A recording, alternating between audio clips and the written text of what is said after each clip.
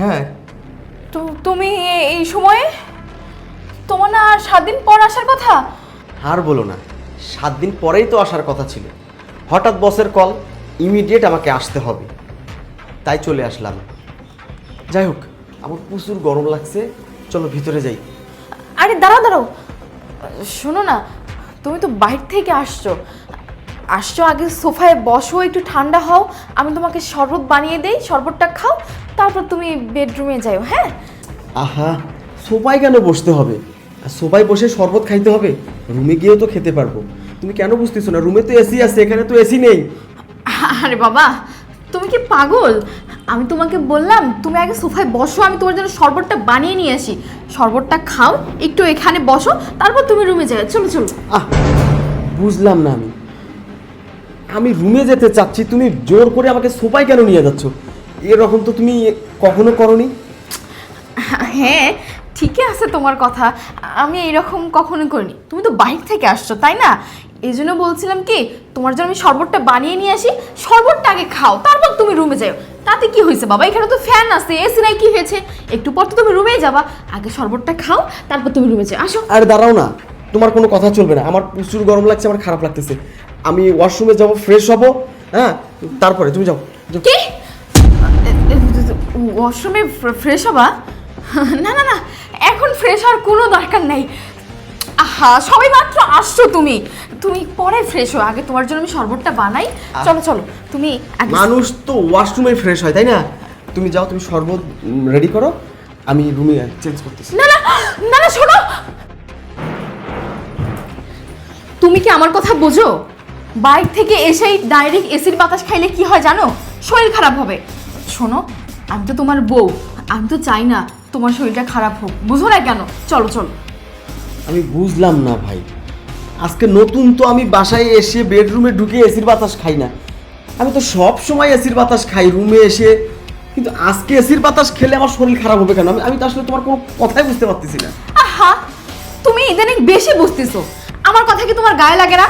আমি কি তোমার খারাপ চাইবো? তুমি বলো তো, তুমি আমাকে শাসন করবে, আমিও তোমাকে শাসন করব, সেটা তো বুঝলাম, কিন্তু আমি তো তোমার ভালো চাই, এটা তুমি কেন বুঝো না? কই গেলে দাঁড়ান, গামছাটা দাও তো। দেখে এই লোককে, ও আমার ওয়াশরুমে কি করে? এই এই খোল, এই খোল, খোল বলছি, এদিকে আয়, বের হ, বের হ। কে কে এই লোক? ও আমার বাসায়, আমার বেডরুমে, আমার ওয়াশরুমে কি করে? ওই যে ফ্যানের মিস্ত্রি। ও ফ্যানের মিস্ত্রি? ফ্যানের মিস্ত্রি আবার সে আমার বউ? এই দাঁড়া, এই কই যাস? আচ্ছা, ফ্যানের মিস্ত্রি, হ্যাঁ, ফ্যানের মিস্ত্রি আমার ওয়াশরুমে কি করে, আমার বেডরুমে কি করে? আরে বাবা, একজনের যদি বাথরুম চাপ দেয়, সে তো ওয়াশরুমে যাবে। চুপ, একদম মিথ্যা বলবি না। মিথ্যা? চুপ, শাক দিয়ে মাছ ঢাকার চেষ্টা করবি না। আমি মিথ্যা? খবরদার, মিথ্যা বলে তোর জিভ আমি টেনে ছিঁড়ে ফেলবো। বল বল, কতদিন থেকে এর সঙ্গে তোর লটর পটর চলছে? বল।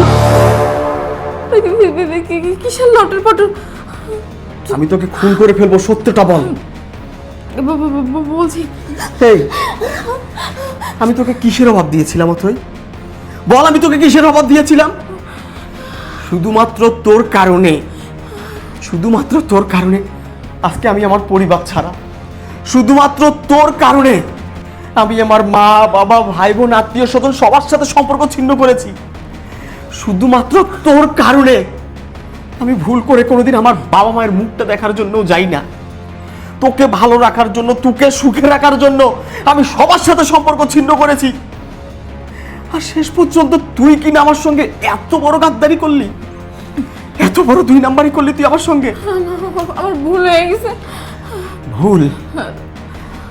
দুনিয়াতে মানুষ সব ভুলের ক্ষমা করতে পারে, কিন্তু কোনো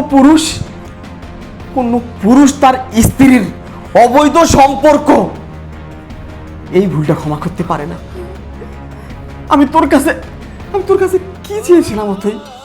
তোর কাছে তো কিচ্ছু চাইনি, আমি শুধু বিনিময়ে চেয়েছিলাম তোর একটু ভালোবাসা, তোর একটু আদর। তুই সেটাও আমাকে দিতে পারলি না। সেই আদর ভালোবাসাটাও তুই অন্যের সাথে ভাগাভাগি করলি। আমি তো তোর সাথে কোনো কিছু ভাগাভাগি করি নাই। আমি তো তোর সঙ্গে কোনো ছলনা করি নাই। আমি তো তোর সঙ্গে কোনো প্রতারণা করি নাই। ও আমার ভুল হয়ে গেছে, আমি তোর পায়ে পড়ি। আর একটা কথা বললে তো জান আমি শেষ করে ফেলবো। আমি আমার পাপের শাস্তি পেয়েছি। হ্যাঁ, আমি আমার পাপের শাস্তি পেয়েছি। আমি তোর মতো বিয়ে করে আমি আমার মাকে ভুলে গেছি। আমি তোর মতো মেয়েকে বিয়ে করে আমি আমার বাবাকে, আমার ভাইকে, আমার পরিবারকে ভুলে গেছি। আমি অন্ধর মতো তোকে বিশ্বাস করে জীবনের সর্বোচ্চটুকু দিয়ে তোকে ভালোবেসেছি। যে মা 10 মাস 10 দিন গর্ভে ধারণ করে আমাকে জন্ম দিয়েছে, যে বাবা নিজের শরীরের রক্ত পানি করে আমাকে তিলে তিলে মানুষ করেছে, আমি তাদের সঙ্গে বেইমানি করেছি। আমার সঙ্গেও তো কেউ না কেউ বেইমানি করবে। কারণ কথায় আছে না, দুনিয়ার ধার দুনিয়ায় শেষ হয়। আমার আমার শাস্তি আমি পেয়েছি। ও আল্লাহ, তোমার বিচার আছে। আমি আমার বাবা মায়ের সঙ্গে প্রতারণা করেছি, আর যাকে আমি জীবন দিয়ে ভালোবাসতাম সে আমার সঙ্গে প্রতারণা করেছে। আমাকে তুমি মাফ করে দাও, আমি কথা দিচ্ছি আমি আর এমন ভুল কখনো করব না।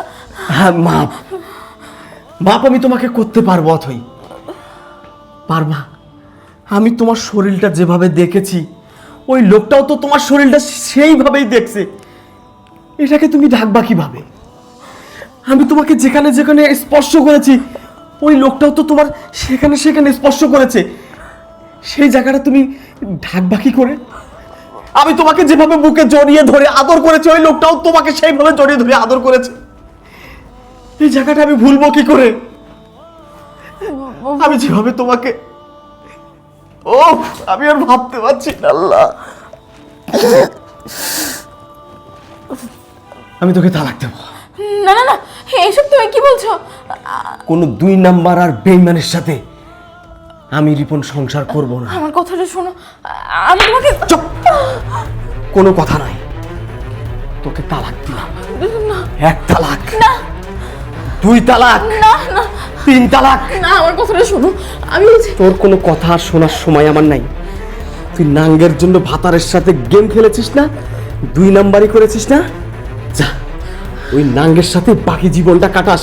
আর আমি আমার মা বাবার কাছে ফিরে যাব, তাদের পায়ে ধরবো, হাতে ধরবো, তাদের কাছে ক্ষমা চাইবো। আমি ভুল করেছি মা, আমি ভুল করেছি বাবা, এইভাবে বলবো।